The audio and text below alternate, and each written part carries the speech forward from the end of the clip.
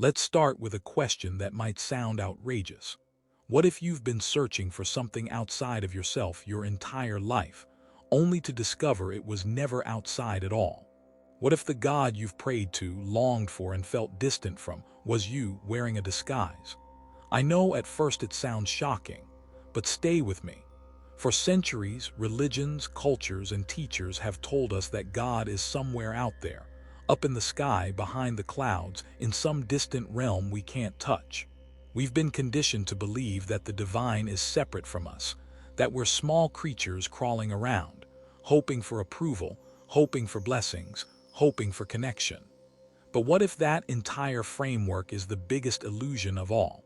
What if the truth is so simple, so radical, that it overturns thousands of years of misunderstanding?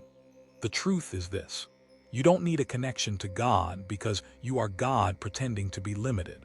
That spark of consciousness beating in your chest right now, the awareness that says, "I am," is the exact same eternal awareness spoken of in Scripture, in mystical traditions, in every whisper of spiritual awakening.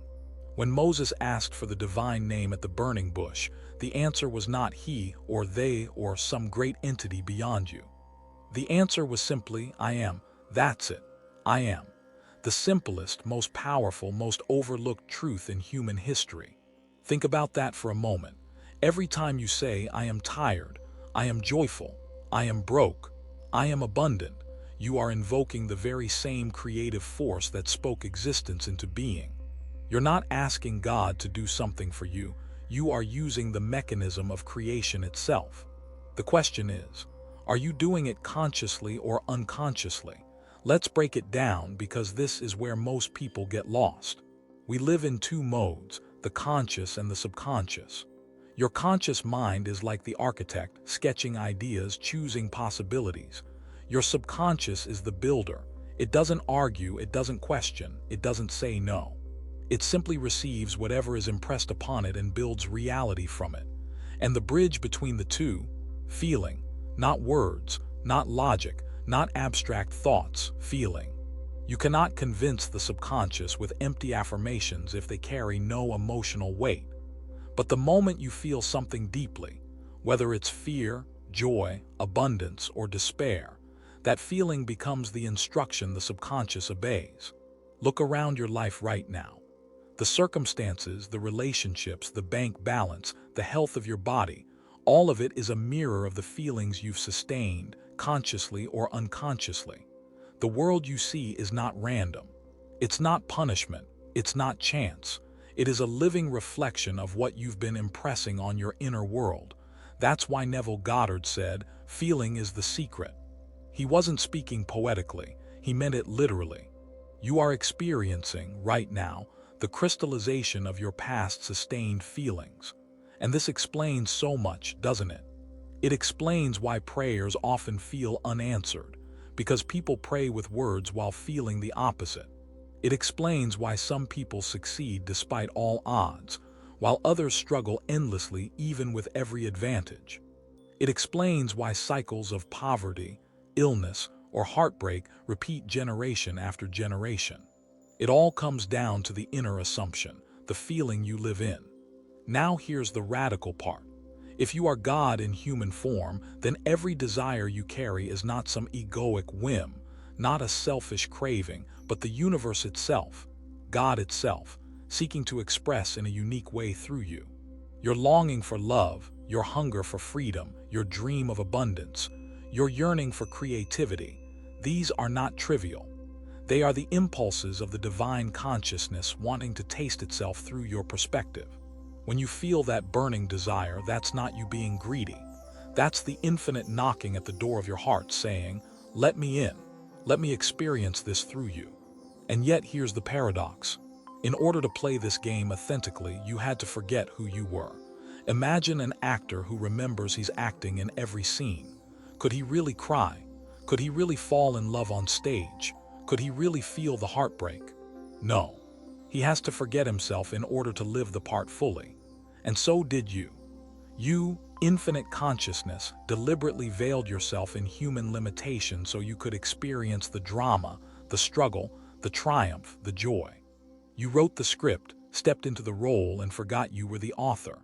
This is why life feels so real, so high stakes, so dramatic. You're not a victim of circumstance. You're not a pawn in some cruel divine plan. You're the playwright, the actor, and the audience all at once. Every setback, every loss, every heartbreak was written by you for you, so that you could taste what it means to overcome, to rediscover, to awaken. And here's the good news. You don't have to keep playing blind. You can wake up in the dream and start playing consciously. You don't need to escape the human experience. You need to participate in it knowingly. When you remember who you are, the game doesn't end. It becomes infinitely more exciting because now you can create deliberately. So how do you do that? How do you start stepping into your creative power consciously? Neville's method is shockingly simple. Assume the feeling of the wish fulfilled. Not hope, not begging, not waiting for a sign. Assume. If you want love, don't pray for love. Feel the warmth of already being cherished. If you want abundance, don't wish for it. Imagine the security of already having it. If you want health, don't plead for healing. Feel the vitality of already being whole. Go straight to the end. Ignore the means. Live in the feeling of it being done. This is not about forcing or faking. It's about sinking into the emotional reality of your desire until it feels more real than the absence of it. And when you do, life reorganizes itself in ways you could never predict. Chance encounters, sudden opportunities, synchronicities, it all lines up to confirm the inner state you've assumed. Call it coincidence, call it luck, call it miracle, but it's simply the law of consciousness at work. Let me tell you, this explains so much of our lives.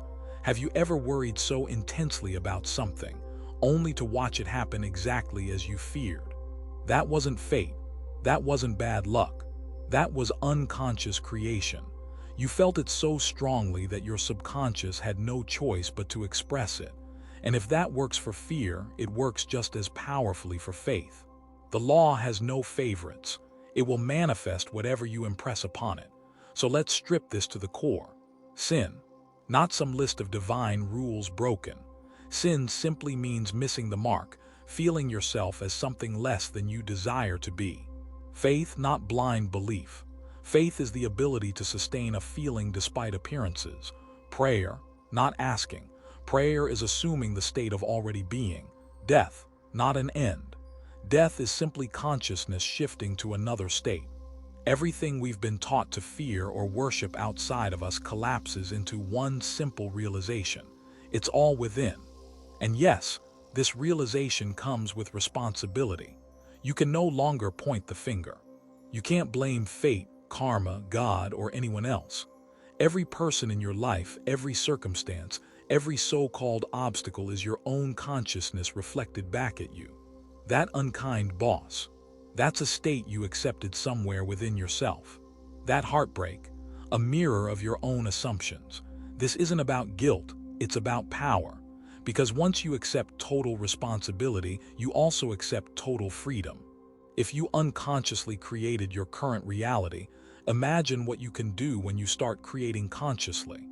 This is why Neville emphasized practice.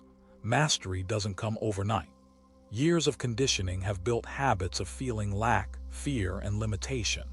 But every time you deliberately assume a new state, you weaken the old pattern and strengthen the new one. Over time, the momentum shifts.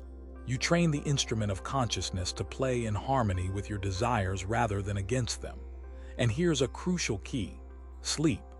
The moments before sleep are the most fertile soil for planting new states, because the conscious mind relaxes and the subconscious becomes receptive. Whatever feeling you take into sleep is impressed most deeply. That's why Neville said, always assume the feeling of fulfillment before drifting off. If you go to bed rehearsing fear, anger, or regret, you feed the subconscious poison. But if you fall asleep in the feeling of already being what you desire, you water the seed of creation. So here's the invitation. Stop looking outside. Stop begging for connection. Stop waiting for signs. Recognize the truth. You are the creator disguised as the created. You are the infinite playing at being finite. You are God dreaming human dreams. And the moment you remember, the moment you assume, the moment you feel, it all changes. Life is not happening to you. Life is happening through you. You are not a seeker. You are not a beggar. You are the one who said, "I am," at the beginning of time, now rediscovering yourself in the mirror of your own creation. The kingdom of heaven was never in the sky. It was always within you. And now, at last, you're ready to live like it.